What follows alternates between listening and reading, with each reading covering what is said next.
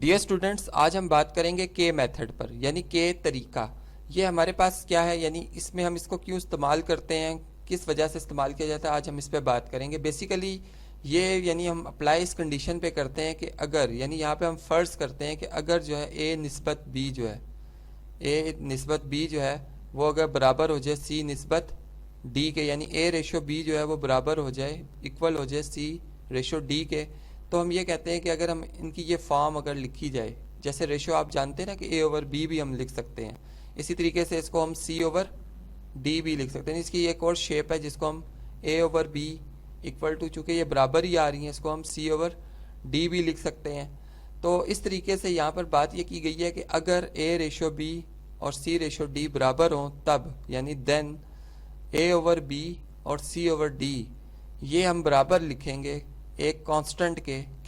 यानी के एक कांस्टेंट है यहाँ पर। अब आप के की कीमत, के यानी हमने के यूज़ किया अल्फ़ाबेट, आप एल एम एन कोई भी यूज़ कर सकते हैं, यानी चूंकि यहाँ पर के हमने इसको इंट्रोड्यूस किया कि के मेथड, तो हम ए की कांस्टेंट के को लेकर चल रहे हैं, यहाँ पे हम के लिख देंगे। अब यहाँ पर बेसिकली हम ये कह रहे हैं कि दो जो हमारे पास निस्बतें आ रही हैं, दो जो रेशियोज आ रही हैं वो आपस में बराबर हैं इस कांस्टेंट के की वजह से। किस तरह से, जैसे अब एक हमारे पास क्वांटिटी ए है, ए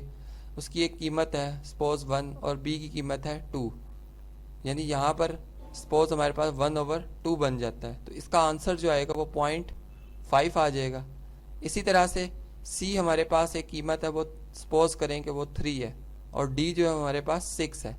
इसका आंसर भी 0.5 आ जाएगा। अब चूंकि इनका आंसर जो 0.5 दोनों में क्या है, कॉमन है, यानी इसको मैं के कह रहा हूँ, यहाँ पर मैं इसको के कह रहा हूँ, तो इसकी बेस पर हम ये कहेंगे कि ये दोनों रेशियोज जो हैं वो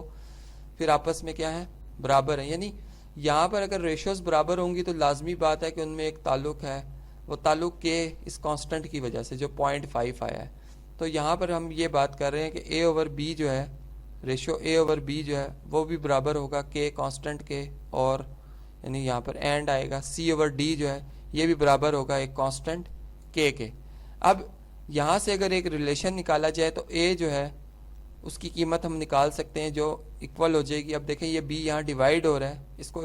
यानी यहाँ से रिमूव करने के लिए, यहाँ से ख़त्म करने के लिए इसके मल्टीप्लिकेटिव इन्वर्स से, यानी ये 1 ओवर बी है तो बी से मल्टीप्लाई करेंगे बोथ साइड पे, तो यहाँ से बी ख़त्म हो जाएगा, कैंसिल आउट हो जाएगा, जबकि यहाँ के साथ बी मल्टीप्लाई हो जाएगा। इसी तरह से सी इक्वल टू के मल्टीप्लाई बाय डी, या के टाइम्स डी आ जाएगा। तो ये जो ए और हमने सी की कीमत निकाली, बेसिकली इसका पर्पस क्या है, इसका यूज़ क्या है,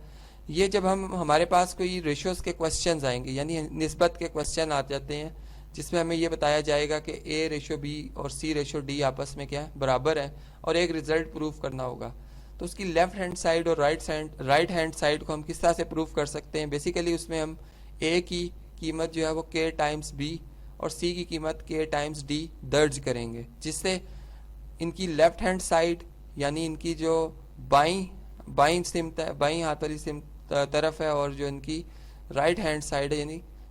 दाईं जो साइड वाली जो रकम होगी वो आपस में क्या हो जाएगी, बराबर हो जाएंगी।